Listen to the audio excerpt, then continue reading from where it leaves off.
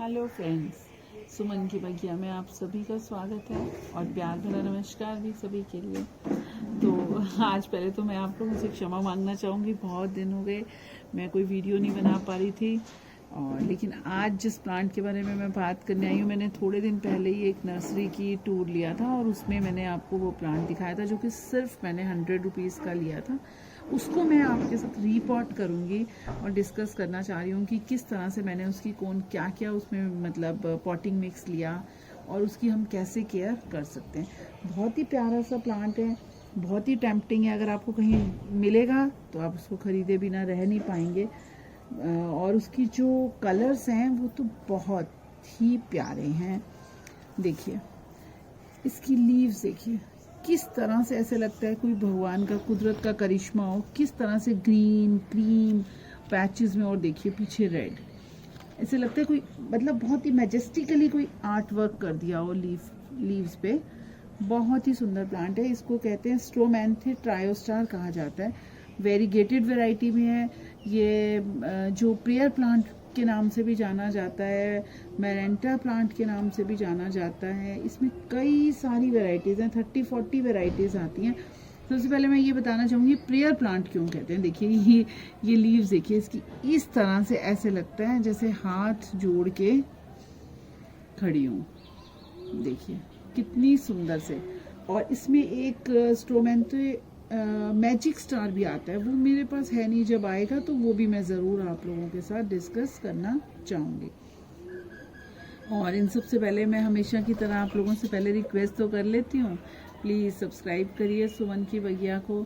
और आप जब कमेंट करते हैं तो आप निश्चय ही मतलब मैं बता नहीं सकती कि कितनी खुशी होती है जब वीडियोस को देख के आप लोग कमेंट करते हैं और उस पर मुझसे पूछते हैं कि इसमें और क्या डालना चाहिए या कैसा पॉटिंग मिक्स होना चाहिए। तो ऐसे लगता है कि हाँ, शायद मेरी वीडियोस आप लोगों को पसंद आ रही हैं। तो चलिए इसी के साथ ही आगे शुरू करते हैं। सब्सक्राइब कर लीजिएगा, इंस्टाग्राम हैंडल भी है सुमन की बगिया, उसको भी फॉलो करिएगा।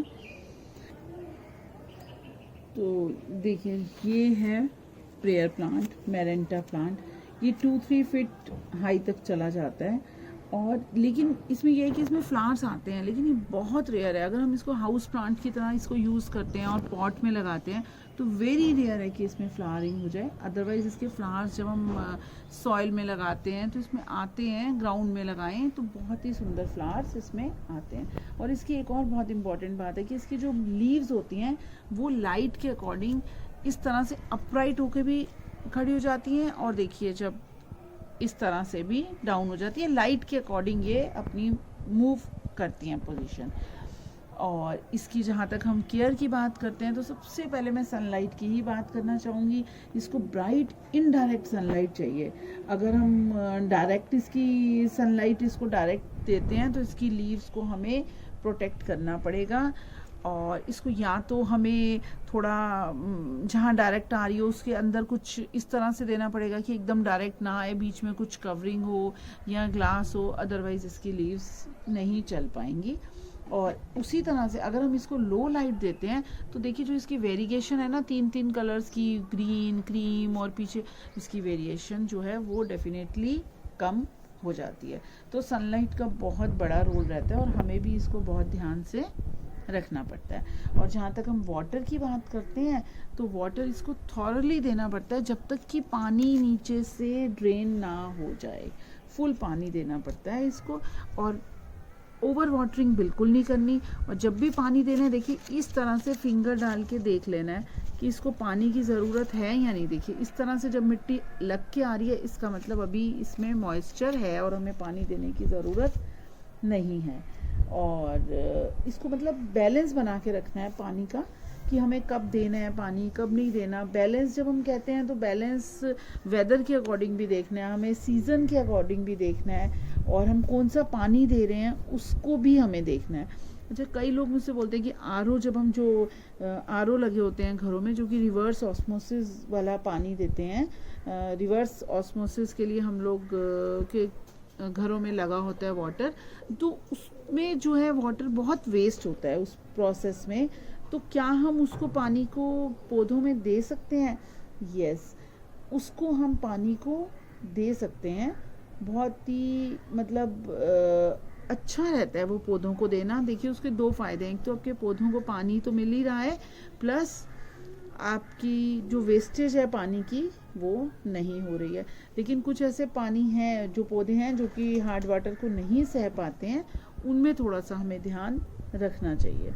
और जहाँ तक हम सॉइल की बात करते हैं, देखिए जब भी हम इसको लेकर आते हैं तो किसी भी सॉइल में, ये जनरली जो होता है ये पौधा जो है वो क्लेई सॉइल में लगा होता है, और अभी हम भी देखेंगे रिपोर्ट के टाइम मुझे भी लग रहा है। तो अगर ये क्लेई सॉइल में है तब तो देखिए मेरा तो ये इसी तरह से पड़ा हुआ है 2 महीने से, तो अच्छे से ग्रो कर रहा है, तो मुझे कोई समस्या नहीं हुई। लेकिन जब अब मैं इसको रिपोर्ट करूँगी तो मैं इसको सैंड, सॉइल, वर्मी कंपोस्ट या कंपोस्ट हो, कोकोपीट हो और थोड़ी परलाइट मिला देने से प्लांट्स अच्छे से ग्रो करता है, क्योंकि उसमें मॉइस्चर हमेशा बना रहता है। अगर हम थोड़े दिन नहीं भी देंगे पानी, 2 दिन 4 दिन, तो वो अच्छे से चलता रहेगा। और जहाँ तक हम बात करते हैं ह्यूमिडिटी की, तो हमें इसको ह्यूमिडिटी बहुत पसंद है। तो जब बहुत हाई टेम्परेचर हो जाए, जैसे समर्स में हो जाएगा, तो देखिए इसको बचाना पड़ेगा। या तो हम बिल्कुल शेड में रखें, या इसके आसपास हमें ह्यूमिडिफायर भी आता है वो लगाएं, या ग्रीन हाउस में रखें, या इसकी आसपास इतने प्लांट्स हम प्लांट्स के बीच में रखें ताकि इसमें मॉइस्चर बना रहे और इंक्रीज रहे, इसकी ह्यूमिडिटी बनी रहे। और मिस्टिंग बहुत पसंद है इसको।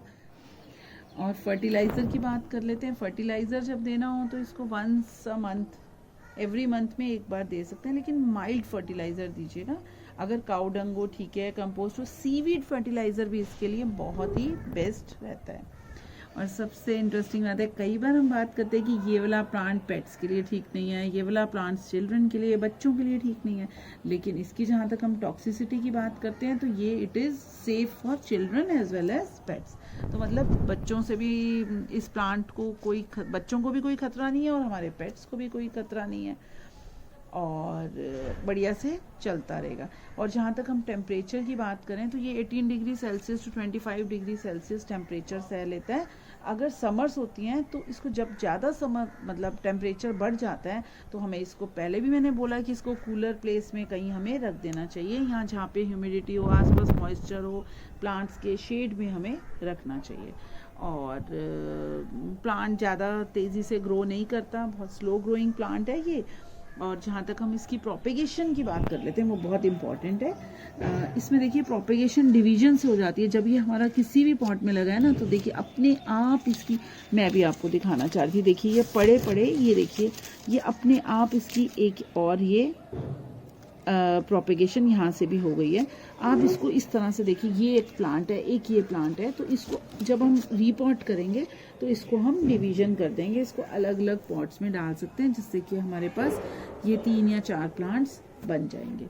और सबसे इंटरेस्टिंग बात रहती है कि देखिए जब भी हम बात करते हैं कोई पेस्ट के शिकार तो नहीं हो जाते, हम बोलते हैं नीम ऑयल दे दीजिए आप, ये वाला, मतलब कई तरह के पेस्ट्स होते हैं, लेकिन जो मुझे मालूम है, जहाँ तक मेरी नॉलेज कहती है, इसमें कोई पेस्ट की प्रॉब्लम नहीं होती है। ये हर तरह की पेस्ट की प्रॉब्लम से क्लियर रहता है। और थोड़ा सा जब मैंने इसको सर्च किया और नेट पे कि कोई प्रॉब्लम आती तो नहीं, तो मुझे लगा कि किसी ने लिखा है कि थ्रिप्स और रेड कलर के स्पाइडर माइट्स आ जाते हैं। अगर ऐसा कुछ मेरी नॉलेज में नहीं है, अगर कुछ ऐसा होता है तो आप वही नीम ऑयल स्प्रे ऑर्गेनिक तरीके से करिए तो वो दूर हो जाएगा। हाँ, और जहाँ तक ये देखिए जिस तरह से ग्रूमिंग का बहुत रोल रहता है। देखिए अब ये, क्योंकि मैं थोड़े दिन तक इसकी रिपोर्टिंग नहीं कर पाई, ये प्लांट ऐसे ही पड़ा था, तो देखिए इसकी पत्तियाँ जो हैं किस तरह से यहाँ से येलो हो गई, या ये थोड़ी सी पत्तियाँ इसकी ख़राब हो गई। देखिए ये सब चीज़ें जो हैं ओवर वाटरिंग से भी हो सकती हैं, अंडर वाटरिंग से भी हो सकती हैं, ज़्यादा सर्दी से भी हो सकती हैं, सनलाइट से भी हो सकती हैं। अगर ज़्यादा सनलाइट आ जाए तो हम इस तरह से इसको ग्रूमिंग भी कर सकते हैं, देखिए, ताकि ये हमारे प्लांट्स ठीक तरह से चलता है। इस तरह से भी कर सकते हैं। तो देखिए जितना आपको लगे कि हाँ भाई हमारे प्लांट्स को ग्रूमिंग की ज़रूरत है, ताकि वो अपनी सुंदरता बनाए रखे। देखिए हम अभी मैं आपको दिखा रही हूँ ग्रूमिंग करते हुए कि इस तरह से ग्रूमिंग। लेकिन जो मैं जनरली करती हूँ, जब मेरी लीव्स इस तरह से, कोई लीव येलो हो जाए या ब्राउन हो जाए, तो मैं ग्रूमिंग करने की बजाय उसको काटना प्रेफर करती हूँ, देखिए इस तरह से। लेकिन जब भी हमारी लीव सूख जाती हैं तो हमें उसको क्लियर करते रहना चाहिए। देखिए अगर कोई और लीफ दिखे आपको तो उसको भी आप, हाँ अगर थोड़ा सा कहीं से है, देखिए अब ये वाली लीफ है तो हम इसको थोड़ा से को इस तरह से भी ग्रूमिंग कर सकते हैं। तो चलिए जल्दी से हम इसकी ग्रूमिंग कर लिए और अब हम इसकी रीपॉटिंग करते हैं। देखिए रीपॉटिंग करने के लिए सबसे पहले मैं इसकी ये जो पॉली बैग में इन्होंने मुझे दिया था, मैं ये इसको कट कर लेती हूँ। ये तो मैंने पहले कई बार ये आपको बताया है कि जब भी हमारे पास नया प्लांट आता है हमें उसी दिन उसको रीपॉट नहीं करना चाहिए। तो खैर मुझे तो काफ़ी दिन हो गए हैं लाए हुए। देखिए कितना इतना अच्छे से ये पूरी तरह से इसकी रूट बाउंड हो चुका है। जब हम रूट बाउंड कहते हैं तो देखिए इसकी रूट्स कितनी सुंदर, तो बहुत मतलब इसको रीपॉटिंग की बहुत ज़रूरत थी। देखिए कितनी रूट्स इसकी भर गई हैं सारी। तो हम इस तरह से इसको अलग कर लेते हैं इसकी। देखिए कितने सारे इसमें प्लांट्स हैं मेरे अलग अलग। अब यहाँ पे बात आती है प्रोपेगेशन की, कि अगर आप इसकी प्रोपेगेशन अलग अलग पॉट्स में करना चाहेंगे, देखिए अगर आपको किसी को गिफ्ट देना है तो आप इसको अलग अलग, मैं अभी तो इसको इसी पॉट में ही इसकी रीपॉटिंग करूँगी, एक में ही सारे प्लांट्स डालूँगी। जब मुझे किसी को देना होगा तो मैं इसको अलग अलग कर दूँगी। देखिए कितना सुंदर, बहुत ही सुंदर इसकी रूट्स। देखिए कितना सुंदर, ये देखिए मैं ये दिखाना चाह रही हूँ आपको। देखिए कितनी प्यारी सी ये रूट्स आ रही हैं। देखिए ये इसी तरह से लिपस्टिक प्लांट जो कि एग्लोनिमा प्लांट होता है उसमें भी ये जो रूट्स होती है, जब ये नीचे से इसके और प्लांट्स, देखिए एक ये प्लांट आ रहा है मेरा, एक ये प्लांट आ रहा है, बहुत सुंदर। लेकिन मैं अभी इनको अलग नहीं करूँगी। मैंने पहले अपनी एग्लोनिमा की एक बार वीडियो डाली थी जिसमें मैंने दिखाया था इनको मैंने किस तरह से डिवीजन करके अलग किया है प्लांट्स को। इसको मैं नहीं करने वाली। देखिए रूट्स, बाकी रूट्स भी बहुत, मुझे लगता है बहुत सारे और इसमें नए प्लांट्स बनेंगे। और लेकिन मैं अभी इसको अपने ये जो मैंने इसका पॉट का सिलेक्शन किया हुआ है, अभी हम इसकी बात करेंगे, इसी में लगाने वाली हूँ क्योंकि मैं इसको बुशी करना चाहती हूँ काफ़ी। तो मैं इसको अगर अलग अलग कर दूँगी तो इसकी इतना बुशी नहीं रहेगा। तो मैं इसको अभी सारे को इसमें ही लगा रही हूँ, फिर मैं बाद में इसको डिवाइड करूँगी। और जो इसमें मैंने पॉटिंग मिक्स लिया है, देखिए इसके नीचे जो होल रहता है उसको तो हमेशा की तरह मैं बताती हूँ कि उसको बंद कर लीजिए। उसके बाद जो ये पॉटिंग मिक्स है उसमें मैंने कोकोपीट ली है और वर्मिक्यूलाइट, परलाइट और थोड़ी सी सैंड भी मिक्स की है। और सॉइल तो है ही है, गार्डन सॉइल। और मेन बात तो मैं बताना भूल गई, जो मेरे घर की बनी हुई कंपोस्ट है जो कि मैं हमेशा बताती हूँ आपको, मैं वही इस्तेमाल करती हूँ, यूज़ करती हूँ, वो भी डाली है। हाँ और गार्डन सॉइल जो है वो मैंने बहुत थोड़ी डाली है। तो देखिए अब मुझे कुछ नहीं करना, मुझे इसी तरह से देखिए इसको अभी मैं रखने वाली हूँ। चाहती तो मैं इसके डिवीज़न कर सकती थी, मैं कई बार बता चुकी हूँ, लेकिन मैं नहीं कर रही अभी। और मैं इसके ऊपर से इसमें और पॉटिंग मिक्स डाल दूंगी। और मैंने आपसे कहा था कि ये वाली जो ये पैकेट में आती है जनरली इसमें क्लेई सॉइल होती है, लेकिन आज इसकी क्लेई नहीं है। देखिए ज़्यादा तो ये रेत वाली सॉइल है, तो इसमें क्लेई सॉइल नहीं निकली है। तो चलिए अब हम इसमें फिल कर लेते हैं। तो देखिए मैंने इसमें पॉटिंग मिक्स डाल लिया है और ये मैं आपको दिखाना चाह रही थी। देखिए ये मेरा पॉटिंग मिक्स है, पहले से ही काफ़ी गीला है। मैं हमेशा आप लोगों से कहती हूँ कि जब भी हम रीपॉट करते हैं तो हमें वाटरिंग करना नहीं भूलना चाहिए, लेकिन आज मैं नहीं करने वाली हूँ क्योंकि मेरा पहले से ही पॉटिंग मिक्स गीला है। देखिए तो इस तरह से ये मेरा स्ट्रोमेंथे ट्रायोस्टार रीपॉट हो चुका है। बहुत ही सुंदर लग रहा है जो कि प्रेयर प्लांट। और जहाँ तक मैं आपको मिस्टिंग की बात कह रही थी कि मिस्टिंग कैसे करनी है, तो वो इस तरह से मैं आपको इसलिए उस टाइम नहीं की थी कि अभी बताऊंगी। देखिए जब इसको मिस्टिंग बहुत पसंद है, देखिए इस तरह से हमें प्लांट्स को मिस्टिंग करते रहना है। इस वाले प्लांट देखिए कितनी सुंदर लीव्स लग रही हैं। तो चलिए इसी के साथ ही आज मैं विदा लेना चाहूँगी, इस उम्मीद के साथ कि मैं जल्दी जल्दी से वीडियोस बनाऊँ और पोस्ट कर पाऊँ और आप लोगों से बातें कर पाऊँ। आज के लिए इतना ही। हैप्पी गार्डनिंग करते रहिएगा, अपनी गार्डनिंग भी, और अपना भी ध्यान रखिएगा साथ में। Take care, bye friends.